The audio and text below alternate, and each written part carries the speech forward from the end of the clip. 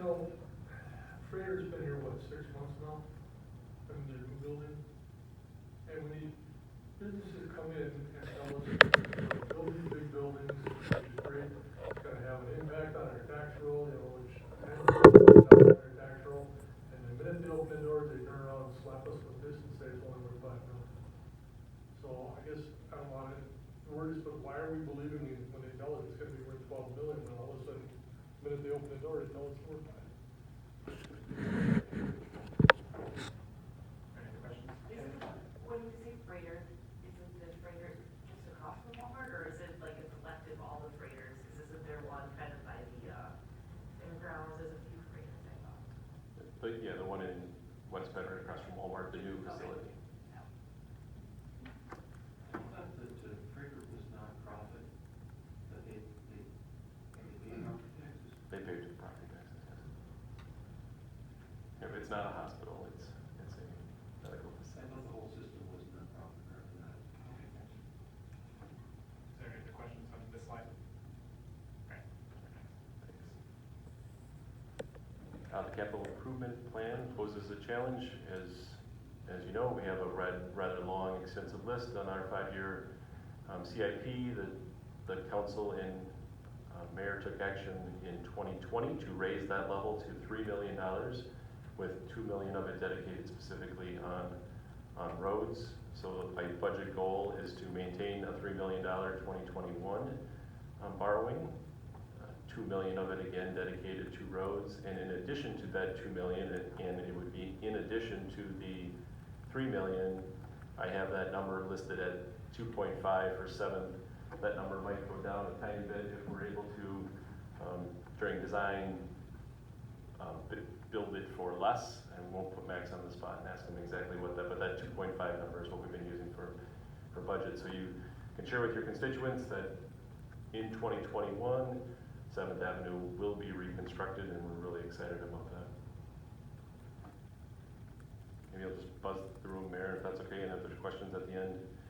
COVID, this slide has some knowns and unknowns in it as to the level of hotel tax for tourism funding that will be down. We really don't know. Talking to some of our managers in the hotels around here are saying they're as low as 20% occupancy compared to previous years. That's a really scary number. These last few months, there's been a bit of an uptick, they'll say, in June and July, but certainly not to the levels that they were in the past. So the Tourism Commission will look at this carefully. They have a meeting this week and review what kinds of impacts less hotel tax might mean for the commission and for future funding. Building permit revenues are down in part due to the commercial pause. Quick Trip's well known, not constructing their buildings, so that's building permit revenue for those, for example, that will not be here in 2020. We do have a potential for Milwaukee Tool to be under construction. We're hopeful that they start yet this year and might bounce back some of that building permit revenue. But again, some unknowns and some more definite knowns, like airport funding. We received some taxi funding we've shared in the past. Municipal court fines are definitely down in 2020. Less people moving around and getting into trouble.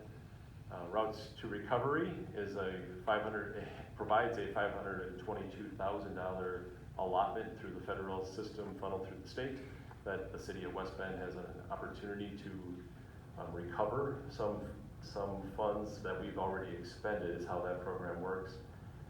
The clerk's office area remodel, we're putting in for that reimbursement, in addition to all of the glass that you see in the building, the temporary glass that's been put in. We will seek reimbursement through the Routes to Recovery program.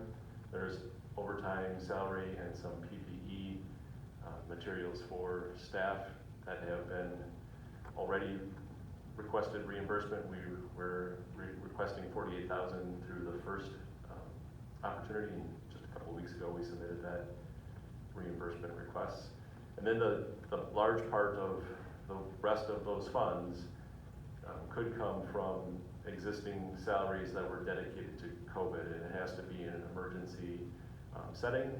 So we're working through that now. Chief Budek Chief Moyler, myself, and Carrie and her team are studying that process to make sure that we dot all the i's properly and cross the t's. But stay tuned on that. We do stand to receive some rather significant reimbursement through the state allotment of the roads, of the federal dollars through the Road Street Recovery Program.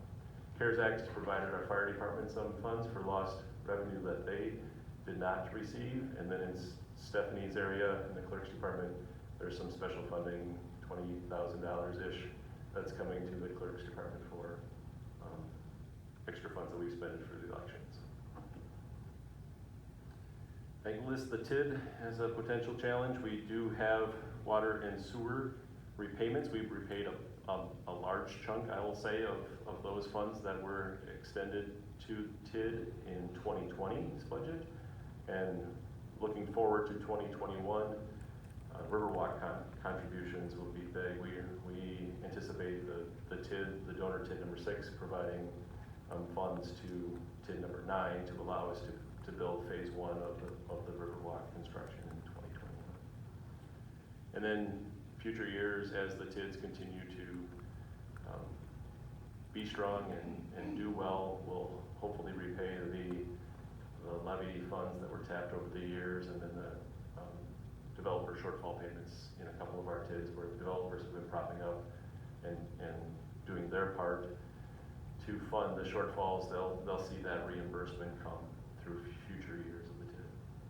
And then to TID 14, I mentioned that we would talk about the borrowing and why we had a debt increase in 2021. It's partly because of TID 14 and the street and utility construction. The utility construction will start in the next month or so. You'll see some work out in River Road, and then the road potentially later in the year or early next year when we build Forge Place. Next steps, the department heads, budget staff draft the 2021 operating budgets. We work on the 5-year plan. We have another meeting scheduled with the department head team that has capital improvement plan projects. Ellers will be here again. Phil will join us in August to do a TID and debt presentation. Health insurance modifications, again, I already talked about that. Not only will we have Phil here, will be a budget laid-in meeting with the Horton group here as well. And then a 2021 budget presentation with detail, the October 5th meeting, which is about a month before your time to act on it. We'll have another chance in October to review the budget and answer any questions that you might have. And then a quick highlight that Mayor Jenkins' strategic planning process is kicking off in August of 2020. That's all I had. Any other questions for me,